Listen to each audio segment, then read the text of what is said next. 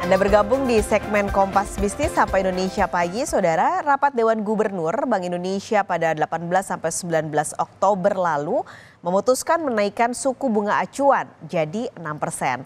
Selain karena alasan memperkuat stabilisasi nilai tukar rupiah dari dampak ketidakpastian global, apalagi alasan BI menaikkan suku bunga sebesar 25 basis poin. Pagi ini Kompas Bisnis sudah bersama Kepala Departemen Kebijakan Ekonomi dan Moneter Bank Indonesia, Firman Mohtar. Pak Firman, selamat pagi. Mbak Paskalis. Oke, ini ketika RDG pada 18-19 Oktober lalu, Gubernur BI sebenarnya sudah menjelaskan kalau BI memutuskan untuk menaikkan suku bunga, salah satunya alasannya adalah untuk memperkuat terutama stabilitas nilai tukar rupiah karena sekarang gonjang-ganjing secara globalnya lumayan kencang ya Pak. Nah, sebenarnya bagaimana asesmen Bank Indonesia secara umum soal kondisi ekonomi global saat ini? Terima kasih Mbak Paskalis. Benar apa yang disampaikan oleh Pak Gubernur di rapat Dewan Gubernur terakhir kemarin. Bank Indonesia sangat mencermati perkembangan ekonomi global yang secara umum ketidakpastiannya meningkat dengan risiko ke bawah yang semakin besar. Ada 5 hal yang menjadi perhatian kami setidaknya dalam diskusi kemarin. Yang pertama adalah tentang pertumbuhan ekonomi dunia yang akan melambat. Kondisi ini bukan hanya dari levelnya saja, ini juga diikuti dengan divergensi yang semakin melebar antara pertumbuhan ekonomi Amerika dengan pertumbuhan ekonomi Tiongkok. Kondisi ini yang sebelumnya tidak kita perkirakan, ternyata dalam perkembangannya memang menjadi berubah dan ini semakin kuat divergensinya. Itu yang pertama.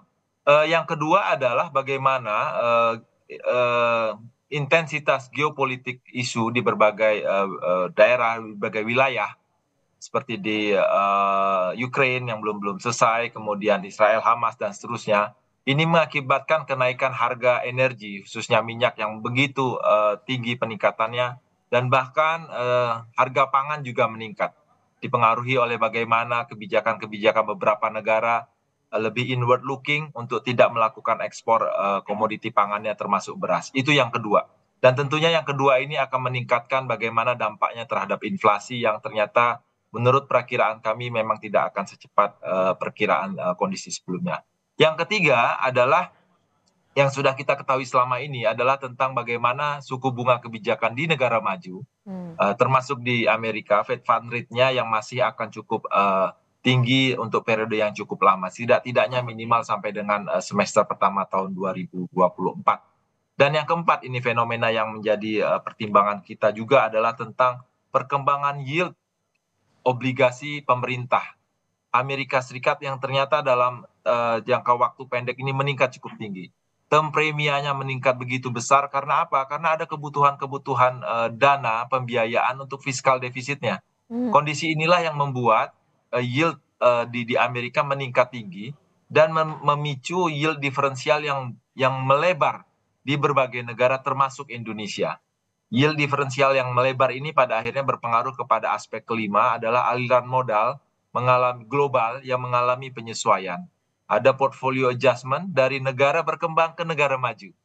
Itu yang pertama. Yang kedua adalah bagaimana penempatan instrumennya dari yang panjang ke pendek. Jadi fenomena cash is the king memang menjadi berlanjut.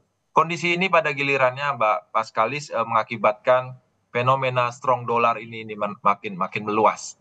Kita lihat berbagai negara ini mengalami pelemahan termasuk Indonesia. Jadi ini menjadi pertimbangan kami kondisi global yang semakin tidak pasti dengan risiko perlambatan yang semakin besar yang harus kita respon dengan preemptif dan lebih melihat ke depan forward looking. Oke. Bapak sekali. Dari 5 poin yang tadi Pak Firman sampaikan, tidak bisa ditampik Pak, ini biasanya pasti akan berdampak pada ekonomi Indonesia secara domestik. Yang paling dekat atau paling kita sering lihat adalah nilai tukar rupiah yang sekarang terus melemah. Karena tadi juga Pak Firman sampaikan poin itu. Nah, adakah asesmen yang dilakukan Bank Indonesia juga Pak, dari 5 poin tadi secara global ketidakpastian yang terjadi akan berdampakkah, seberapa besar dan seberapa dalam berdampak pada ekonomi domestik? Kondisi global yang tidak pasti dan dengan risiko perlambatan semakin besar tentu akan berpengaruh terhadap 2 jalur dalam perekonomian kita. Yang pertama adalah jalur perdagangan. Tentunya ini akan mempengaruhi bagaimana perilaku kinerja dari ekspor kita yang akan terdampak dari penurunan harga komoditas global juga tadi, dan yang kedua perlambatan ekonomi dunia.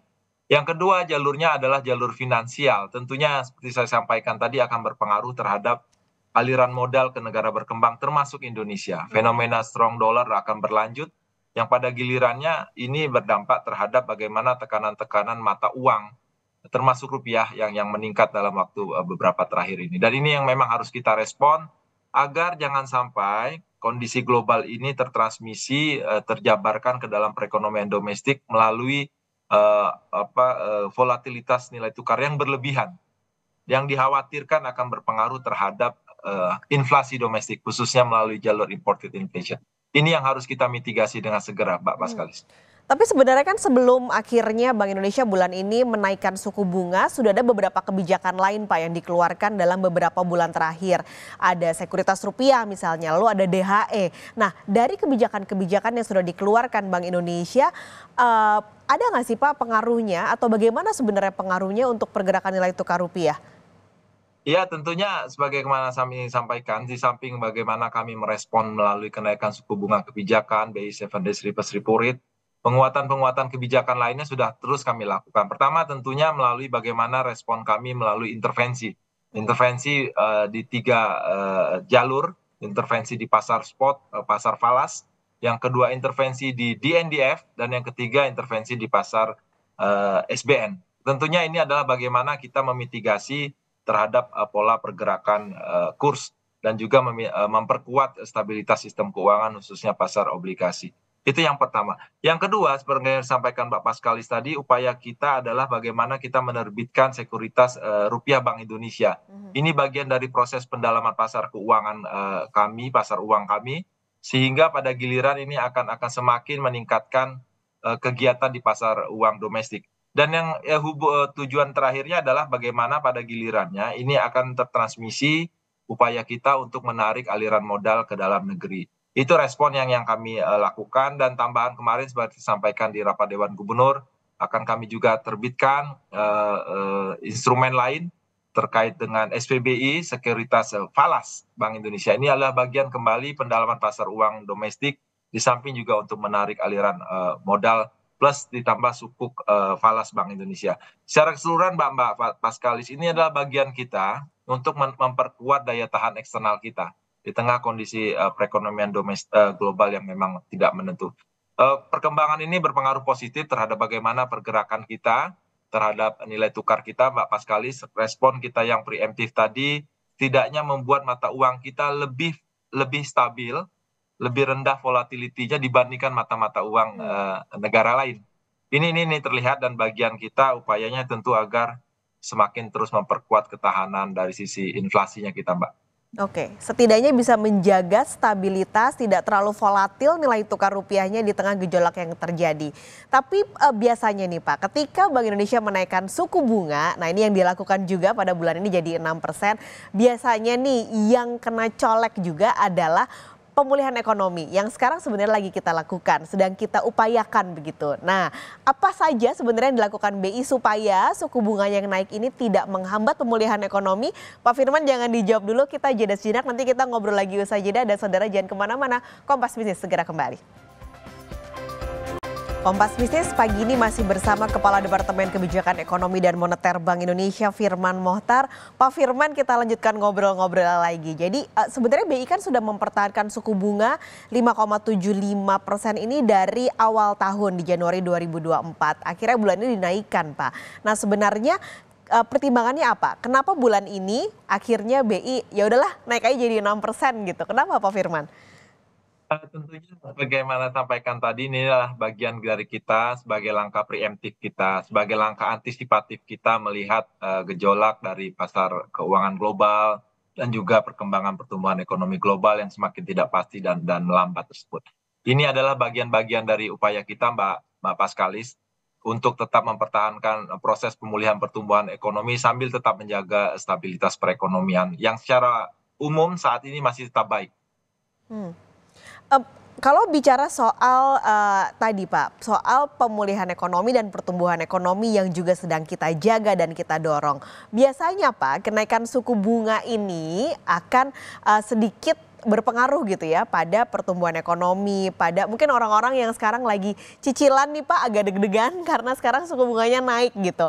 Nah dari asesmen yang dilakukan BI tadi, langkah preemptif untuk bisa menjaga pemulihan ekonomi juga, untuk bisa menjaga stabilitas nilai tukar rupiah, apakah kenaikan suku bunga ini dijamin Pak tidak akan menghambat upaya BI untuk mendorong pertumbuhan dan pemulihan ekonomi? Ya memang pemulihan ekonomi masih terus berlanjut, inflasi saat ini masih rendah ya.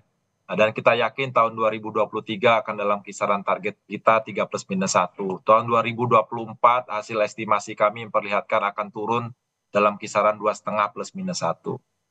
Ini tentunya akan menjadi support positif untuk pertumbuhan ekonomi kita yang di triwulan kedua kemarin masih tinggi. Dan kami melihat angka-angka kami, indikator dini kami memperlihatkan pertumbuhan ekonomi kita di triwulan ketiga ini akan tetap solid. Ini terutama disupport oleh konsumsi. Jadi di tengah perlambatan ekonomi global yang berpengaruh terhadap ekspor, ekonomi kita domestik masih tetap solid. Konsumsi masih tetap baik dan ditopang oleh investasi non bangunan dan bangunan.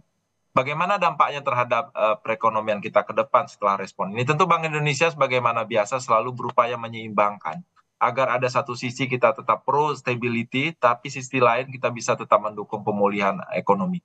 Kebijakan moneter yang ditempuh melalui kenaikan suku bunga kebijakan ini adalah bagian konsistensi kami untuk tetap pro stability. Tapi sisi lain ada kebijakan-kebijakan lain yang kami tetap lakukan pro growth dari dua hal. Yang pertama adalah dari kebijakan makroprudensial. Kebijakan makroprudensial tetap konsisten mendukung pertumbuhan ekonomi melalui kebijakannya yang akomodatif. Beberapa hal yang sudah ditempuh, kita akan terus optimalkan kebijakan insentif likuiditas makroprudensial.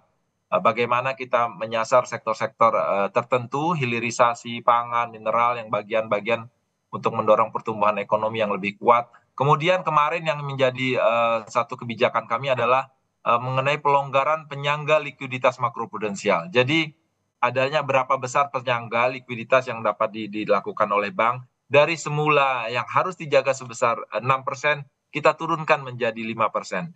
Ini tentunya bagian dari upaya kami dari Bank Indonesia untuk memberikan kelonggaran kepada perbankan untuk bisa menyalurkan dananya kepada kredit tentunya. Ini yang sampaikan oleh Mbak Paskalis tadi. Tentunya hal-hal lain yang kami lakukan adalah seperti misalnya kebijakan rasio intermediasi makroprudensial.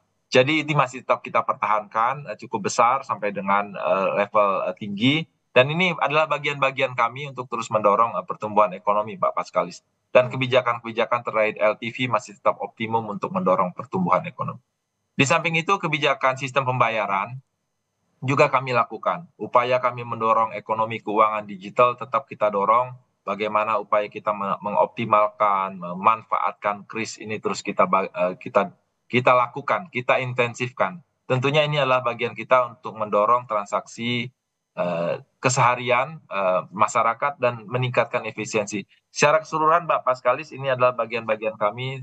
Yang satu memang pro stability, yang satu lagi, dua lagi bahkan kita lakukan secara pro growth. Tentunya ini disupport oleh berbagai kebijakan koordinasi kami, Pak, dengan pemerintah, dengan berbagai pemangku kepentingan, termasuk upaya mengendalikan harga pangan tadi saya sampaikan, naik kondisi globalnya, dan tentu kita tetap support jaga stabilitas sistem keuangan bersama Komite Stabilitas Sistem Keuangan. Ini penting sinergi tadi Pak, karena pasti nggak hanya BI yang harus kerja sendiri, semua harus didukung, apalagi tadi sudah ada KSSK yang harus bisa bekerja bersama-sama. Ke depan Pak, langkah apa saja yang akan ditempuh BI bersama otoritas-otoritas lain, terutama untuk menjaga stabilitas dan mendorong pertumbuhan ekonomi Indonesia yang berkelanjutan? Ya tentunya kita akan terus perkuat sinergi ini Mbak Paskalis, sinergi dalam upaya pertama tentu menjaga stabilitas perekonomian di tengah kondisi ketidakpastian global yang meningkat, dan tentunya ini akan berpengaruh bagaimana kita untuk terus menjaga stabilitas sistem keuangan. Hasil stres tes kami memperlihatkan bahwa stabilitas perbankan masih tetap baik, sehingga transmisi kebijakan yang kita lakukan masih yakini bisa terus berjalan ke depan dengan positif. Dan tentunya seperti saya sampaikan tadi, kami lakukan koordinasi sinergi yang kuat dengan pemerintah untuk melakukan dorongan-dorongan terhadap pertumbuhan ekonomi, termasuk kebijakan makroprudensial tadi. Dari sisi pemerintah tentunya ada berbagai langkah yang akan ditempuh untuk tetap menjaga stabilitas pertumbuhan ekonomi kita. Oke, baik. Terima kasih Pak Firman, Kepala Departemen Kebijakan Ekonomi dan Moneter Bank Indonesia, Firman Mohtar, sudah berbagi pagi ini di Kompas Bisnis. Sampai ketemu lagi Pak Firman, sehat selalu. Terima kasih.